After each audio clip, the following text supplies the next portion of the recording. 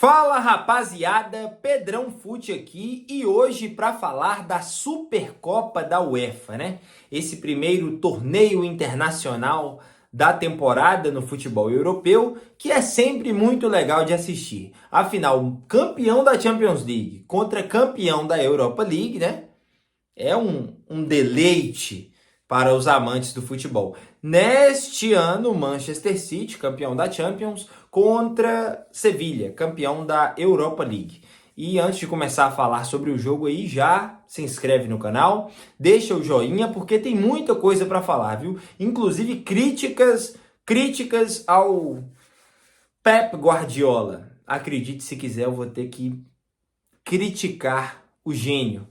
Brincando, mas tiveram algumas decisões aí no Manchester City que eu olhei meio torto.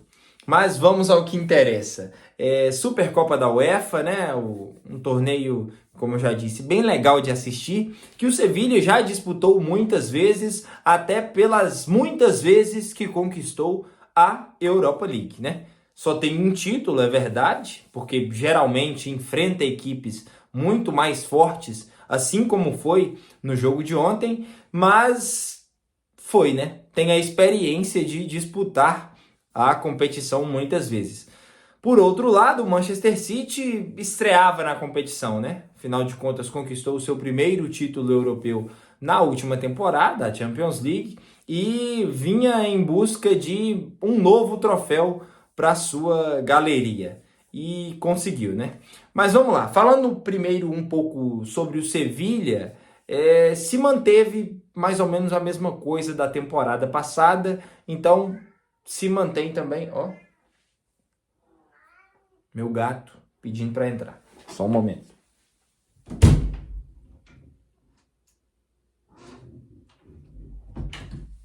Entrou?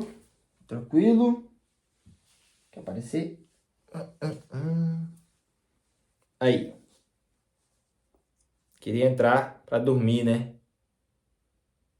Dormir. O que você acha aí do Manchester City? Também não gostou. Vou falar agorinha do Manchester City. Mas vamos lá. Voltando ao Sevilha, depois dessa participação especial aqui do meu gatinho, o Sevilha se mantém no mesmo patamar, não fez grandes contratações, manteve o técnico que fez um trabalho bom, né, de reestruturação depois da saída do Sampaoli no fim da temporada passada, conquistou o título da Europa League, mas assim, acho que pode ali talvez brigar por uma vaga na Champions no Campeonato Espanhol, está disputando a Champions nessa temporada, acho que vai acabar como sempre ali, caindo na fase de grupos e indo para a Europa League, e lá sim é competitivo, é a casa do Sevilha, a Europa League, e quem sabe pode beliscar ali um bicampeonato, né, seguido da Europa League. Mas acho que não, apesar de ter feito um grande jogo contra o melhor time do mundo, acho que não vai subir muitas prateleiras nessa temporada. Indo ao Manchester City, já antes do jogo, eu estranhei o fato do Gvardiol estar ali no miolo da zaga, logo no primeiro jogo, né? Desde a sua contratação. Na verdade, acho que contra o Burnley ele já estava no banco, né? Mas, enfim, jogou hoje o Gvardiol, que eu imaginei que estaria ali no miolo da zaga, e não foi o caso. O Guardiola preferiu colocar ele mais à esquerda e o Ake junto ao Akanji no centro da zaga. Achei estranho, o Ake já é mais acostumado a jogar ali pelo lado esquerdo. Não que o Gvardiol tenha feito uma partida ruim, tá? Mas acho que ele funciona mais como zagueiro central, e o Ake já está acostumado, jogou grande parte da temporada passada ali pelo lado esquerdo, então achei que seria assim, não foi o caso. O Walker pela direita, o Akanji foi que fez o papel do Stones, que está machucado, né? No momento ofensivo do Manchester City, o Akanji fazia mais essa condução de bola, a troca de passes no meio campo ali com os meio-campistas, e não achei que funcionou, cara. O Akanji não tem o molejo que o John Stones adquiriu com o tempo. Muitas vezes erra um domínio que vai um pouco mais longe do pé. A própria recepção de bola, muitas vezes é uma coisa um pouco mais lenta. E não achei que funcionou essa transição do Akanji ali entre o meio e a zaga, fazendo o que o John Stones fez tão bem na última temporada. Talvez pode ser que a imagem do John Stones e de tudo que ele fez, pode ser que tenha elevado o sarrafo, mas não acho que o Akanji foi bem, não. O Manchester City, com as várias perdas que teve no meio-campo, sofreu um pouco. E eu acho que vai sofrer nessa temporada. Porque é claro que ontem o Bernardo não jogou, e apesar de jogar pelo lado, diferente do Palmer, que uma jovem promessa do Manchester City, que acho que vai se manter no time, inclusive fez o gol de empate hoje. O Bernardo Silva puxa um pouco mais para o meio, né? Não jogou hoje, mas assim, acho que o meio-campo do Manchester City vai ser um problema nessa temporada. De Bruyne machucado, provavelmente até janeiro do ano que vem. Perdeu o Gundogan para o Barcelona, e a formação de hoje, o meio-campo foi Rodri, que esse sim, elite, como tá jogando bem o Rodri, continua no mesmo nível do fim da temporada passada. Kovacic e Phil Foden. Esse meio-campo não domina como aconteceu com o Manchester City na perfeita campanha da última temporada. Muitas vezes eles não se encontram, o Phil Foden às vezes sobe demais, o Kovacic às vezes fica meio perdido ali. Com a bola no pé, acho que desenvolvem bem, mas sem a bola, o Manchester City tem alguns problemas no meio-campo. O Grealish está voltando ali ao seu ritmo natural.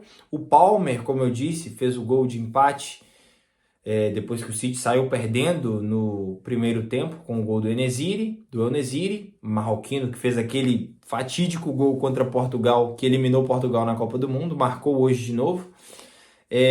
O Palmer empata o jogo no segundo tempo e eu acho que tem chances de perturbar o Bernardo Silva, tá? Em alguns jogos, acho que vai brigar pela titularidade, cara. O Guardiola, que não tem essa coisa de essa posição é deste jogador e ninguém tira. Então acho que assim, o Palmer jogou muito bem na pré-temporada e hoje também fez um grande jogo. Então acho que é um jovem aí que pode ocupar um espaço nesse Manchester City. E para terminar sobre os problemas do Manchester City, o Haaland, né? Um problema que eu mesmo já citei e outros comentaristas também já falaram sobre o Haaland na última temporada. Quando enfrenta sistemas defensivos que mantêm as linhas baixas, recuadas, tem muita dificuldade, né? O Haaland precisa desse espaço para correr entre a intermediária e o gol adversário, que é onde ele se sobrepõe, onde consegue implementar sua força, sua velocidade.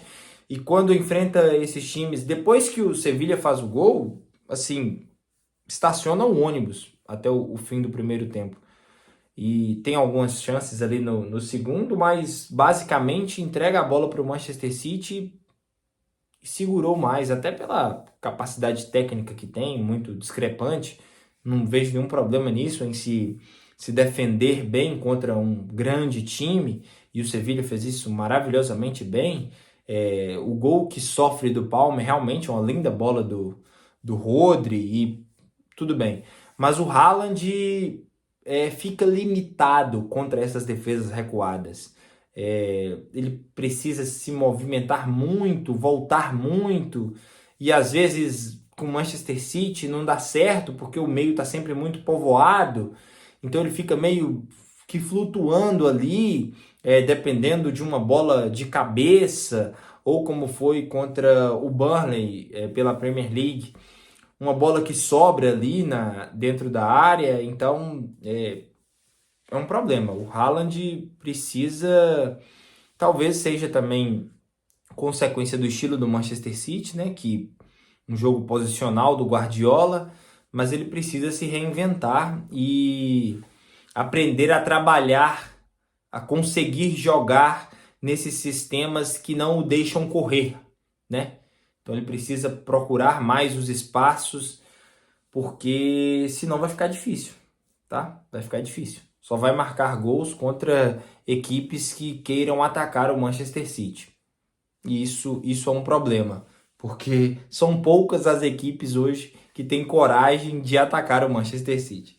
Indo para o jogo mesmo, primeiro tempo, o City ficou ali meio perdido, o Sevilla teve algumas chances e marca o gol, como eu já disse, com o El-Nesyri de cabeça depois de um cruzamento do Acunha. Ele sobe entre o Gvardiol e o Ake, marca um belo gol de cabeça, o Ederson nem conseguiu ali se mover para chegar na bola, e aí o Sevilla entrega a bola para o Manchester City.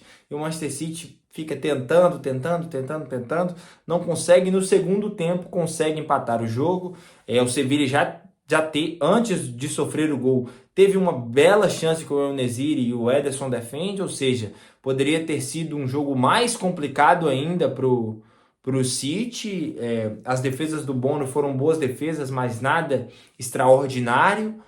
Aí o City empata 1-1, não consegue virar e o jogo vai para os pênaltis. Nos pênaltis, 5-4, o City vence.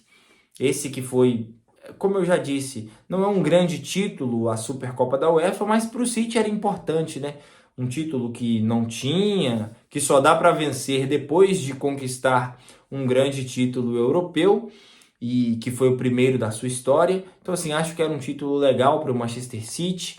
Em questão de ânimo, acho que também foi importante, né? Depois de perder a Supercopa para o Arsenal. Assim, ainda é o melhor time do mundo? Ainda é. Só que eu acho que mais frágil, principalmente no meio-campo. Então, assim, eu acredito que os times que conseguirem atacar o Manchester City e tiverem coragem para isso nessa temporada, podem se sair melhor, porque o sistema defensivo tem lá seus problemas, né? É uma adaptação do Guardiola que sim é muito bom, mas acho que nessa troca não consigo entender muito o que o Guardiola quis com o Ake pelo meio. Acho que ele tem problemas ali, acho que joga muito melhor pelo lado, né, como um terceiro zagueiro ali, um falso lateral. E o meio-campo é um problema, né? É um grande problema. Não vejo o Kovacic como o Gundogan. Acho que não é uma substituição à altura. Provavelmente o Paquetá deve chegar, o que também não é uma substituição à altura para o De Bruyne. Então, assim, acho que vai exigir uma marcação bem maior dos alas, né? Do Grealish, do Palmer, do Bernardo Silva, do Phil Foden quando jogar por ali também. O City vai precisar se defender mais com os alas para dar um suporte ali para o meio campo, porque senão vai ser um problema para o Guardiola, que, assim, acho que assistindo o jogo hoje não pode ter ficado feliz com o desempenho. Com certeza ficou com o resultado, mas acho que não ficou feliz com o desempenho. Enfim, Manchester City campeão da Supercopa, primeiro título, acho que primeiro de muitos, pelo que o Manchester City pode conquistar aí nos próximos anos. O Sevilla se mantém na mesma, e esse time mesmo ali de segunda, terceira prateleira, e pode, quem sabe, novamente conquistar a Europa League, que, como o Real Madrid sempre está entre os favoritos na Champions, o Sevilla sempre está entre os favoritos na Europa League. Esse foi o vídeo, pessoal. Se você concorda ou discorda aí das minhas críticas ao Guardiola e ao Manchester City, deixa aí embaixo. E é isso. Valeu, tchau!